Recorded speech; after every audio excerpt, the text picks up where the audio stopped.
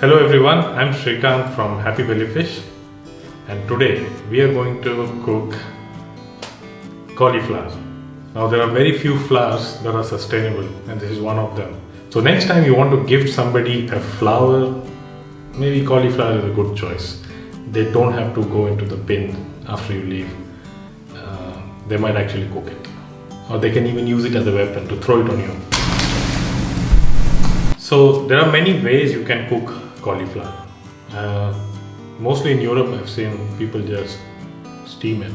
I mean, I understand like some people just like the steamed vegetables, but you can add some flavor to it with some spices and some other vegetables like onion and tomato. So this is the way my mom always makes it. It's not very complicated, very simple, use of 4 or 5 spices. I know it's a lot for you, but seriously, you need to have at least that many spices if you want to start cooking Indian.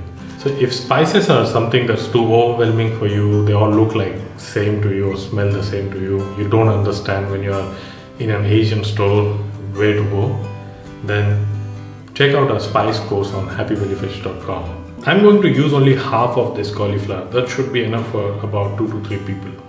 We'll need a potato. A potato adds a nice starchy texture to this vegetable. We'll use some cilantro or coriander. This adds some freshness, some greenish flavor to your vegetable recipe. For the gravy, we'll need 1 tomato, a ginger, not so much, garlic, again we'll only use a part of it, and 2 small onions. Now these are really small. If you have a bigger one, just 1 or 2. Now in spices, this is the most common spice, turmeric or curcuma. I'm using paprika because I don't like it too hot sometimes. Sometimes I do. Then we'll use cumin. This adds a nice flavor to the vegetable. And some garam masala. This is a spice that almost everybody knows. So you don't have to use garam masala if you don't like the overwhelming flavor and the smell of garam masala. It's just an option. But if you like, go ahead and use it. So we'll first start with the cutting part, which I always say is the most difficult part. But if you want to learn meditation, this is where you begin.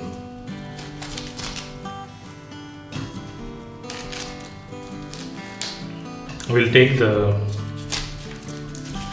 outer stem of the cauliflower out first. By the way, you can actually use this to make other recipes, 2 other recipes, but we'll not do it this time. So now we have just the flower and we'll start breaking the florets. When you start cutting them, it kind of becomes so uneven that you don't get good shape out of it, and then it starts breaking when you cook. Now one of the things with cauliflower you need to be careful about is that you don't overcook it, otherwise it will become very soggy and you will not like it. Texture is very important. It's as important as the taste itself. Now that we have the big cauliflower turned into small mini cauliflowers, we'll wash them thoroughly. Now we have this potato. So I'm going to leave the skin on and dice them into small cubes.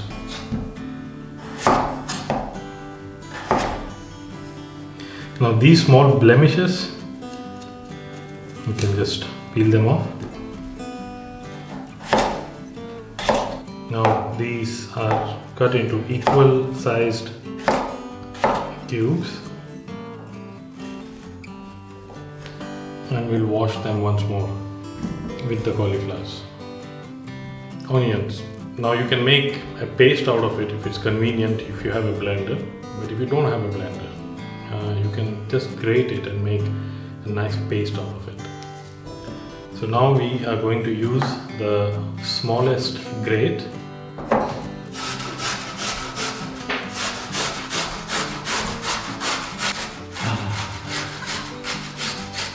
When I was a kid, I used to wear a helmet with visors.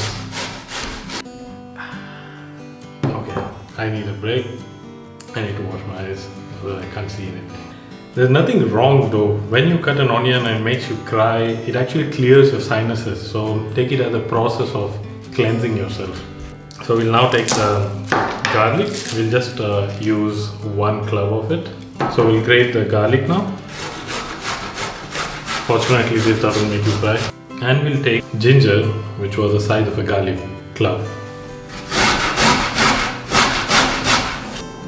The final ingredient, tomato. So we'll take the green part out and we'll grate it exactly the same way, holding the skin. You can even chop them into fine pieces if you are good at it.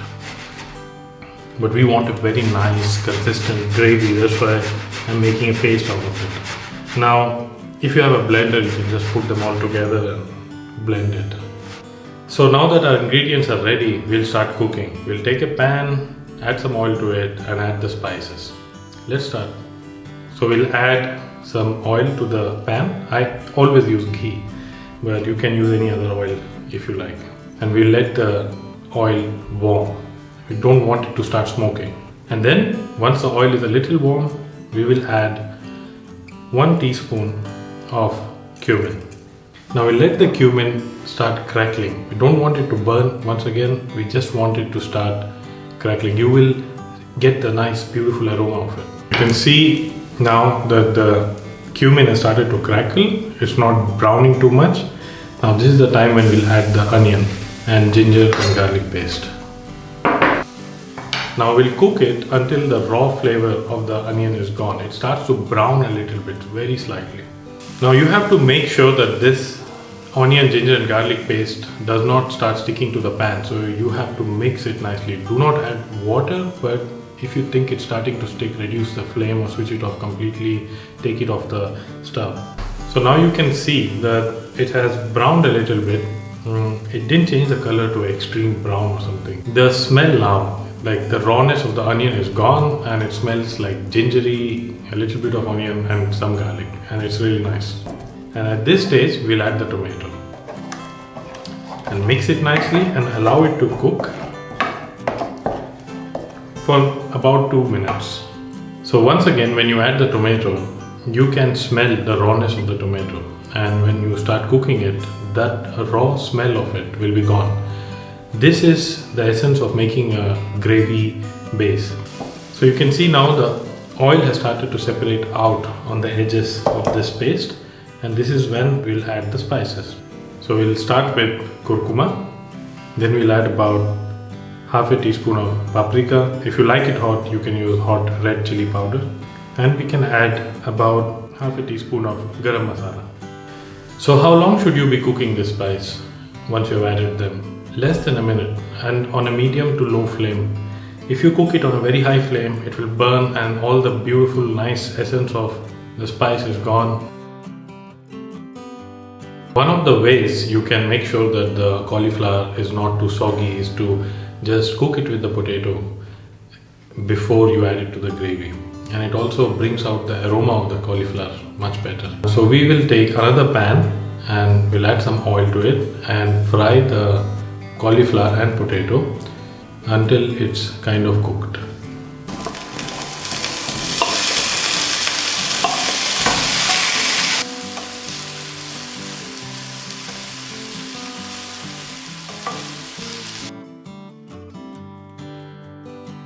So we have cooked the potato and cauliflower for about 10 minutes. Now this has cooked it to about half, and we will add that to the gravy. Add a little bit of water, room temperature or warm water, and allow it to cook until the potatoes are soft. And all this while you have to ensure that the cauliflower doesn't get soggy. Now this comes with some experience, because I cannot control the stuff that you're using or the pot that you're using, and these things might actually alter some of the instructions that we are giving. So I'll add the cauliflower and the potato.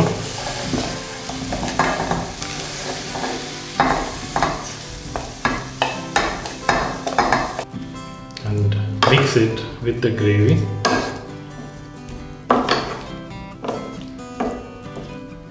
And we'll add very little water. So the water I'm adding, it will help me mix the gravy nicely with the cauliflower and the potato, and it will also generate some steam that will help the vegetable to cook nicely. So we'll cover the pan now and allow it to cook. So one of my most favorite herbs that I add at the end for garnishing and for nice aroma and flavor is coriander leaves. So we'll chop them into nice fine pieces, but make sure you wash them first. So we have about a handful of chopped coriander leaves that we'll add to our recipe. So let's see if the potato and the cauliflower are ready. Remember, we didn't add too much water. That makes it very soggy, cooks it too much, but it has to be soft. When cauliflower is not cooked well, it doesn't make you feel very good after you've eaten it. And towards the end, take the lid off so that the steam doesn't continue to cook it. We'll add the coriander leaves that we chopped. Oh, I actually forgot salt. So that's according to your taste. So I'll add about half a teaspoon of it. And we'll mix them.